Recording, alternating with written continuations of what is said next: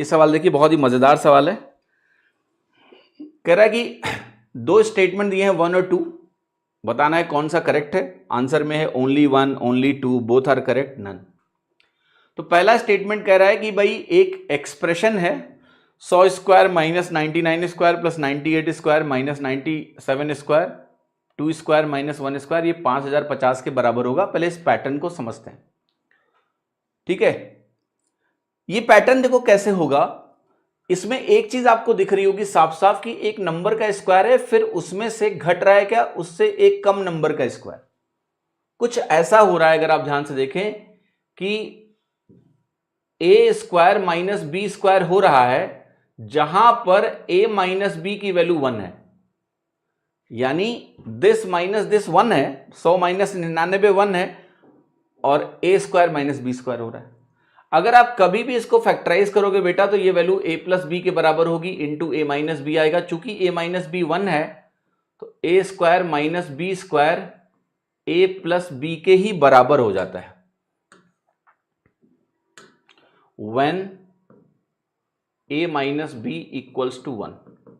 इसका मतलब ये हो गया कि अगर आप कभी 2 स्क्वायर माइनस 1 स्क्वायर लिखें, यहां 2 माइनस 1 1 है, तो ये वैल्यू क्या है बेसिकली 2 प्लस 1।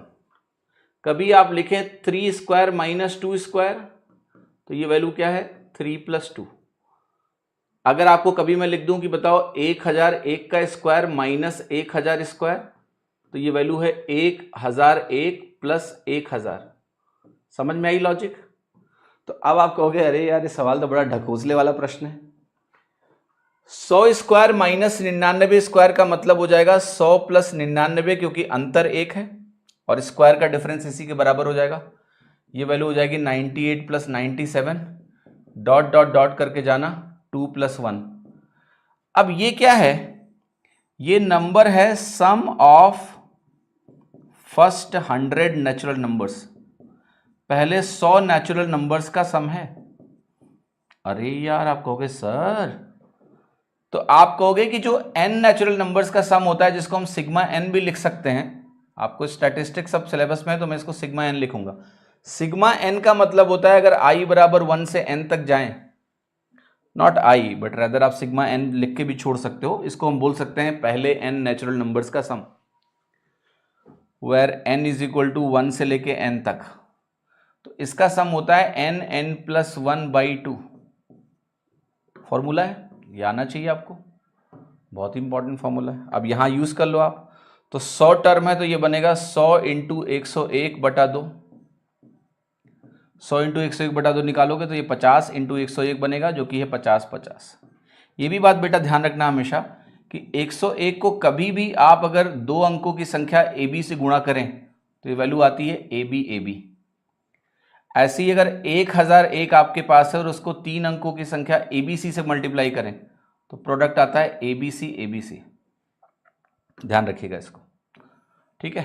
ये भी पैटर्न तो यहां पर सीधे है, 101 को 50 से गुणा करना है तो आंसर हो गया 50 50, ठीक है। क्लियर? अब आता है दूसरा, x प्लस 1/x अगर 2 के बराबर है तो इसकी वैल्यू क्या होगी। यहां देख लो, x प्लस 1/x अगर 2 के बराबर है तो x की वैल्यू हमेशा 1 होती है, ध्यान रखना।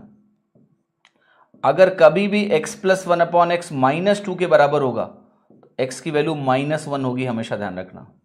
यूनिक सॉल्यूशंस मिलते हैं आपको ऐसे। तो यहां पर अगर x प्लस 1/x कह रहा है 2 के बराबर है तो x की वैल्यू हमारी क्या हो गई 1। x 1 हो गया तो हो गया 12 प्लस 6 प्लस 8, 26 के बराबर आ गया, तो ये भी सही है। यानी पहला भी सही है दूसरा भी सही है, तो हम कहेंगे बोथ आर करेक्ट, दोनों सही है, ठीक है, दोनों सही है।